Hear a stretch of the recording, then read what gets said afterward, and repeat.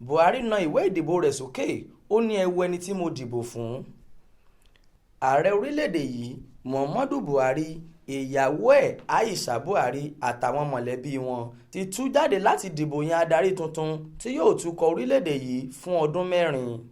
Níbùdó ìdìbò kẹta Serikin Yara agbègbè Kofabaru Daura nípínlẹ̀ Katsina lòun pẹ̀lú àwọn èèyàn ẹ̀ ti tẹ̀ka.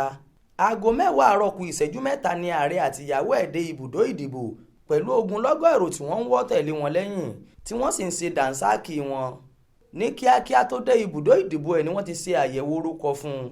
Ó sì dìbò ẹ̀ ní kété táwọn òṣìṣẹ́ àjọ elétò ìdìbò INEC ti ṣe gbogbo ohun tó yẹ ní ṣíṣe fún un.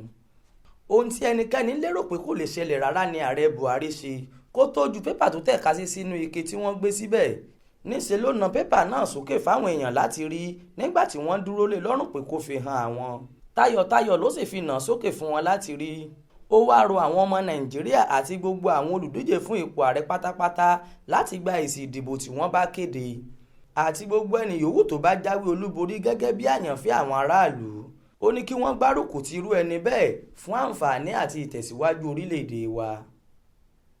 Monísọ́lá Ṣàká ló ṣàkójọpọ̀ ìròyìn fún iléeṣẹ́ tẹlifíṣàn Aláròyé online. Ismail Adéẹ̀yọ̀ ló kà á sétígbọ̀ọ́ yín.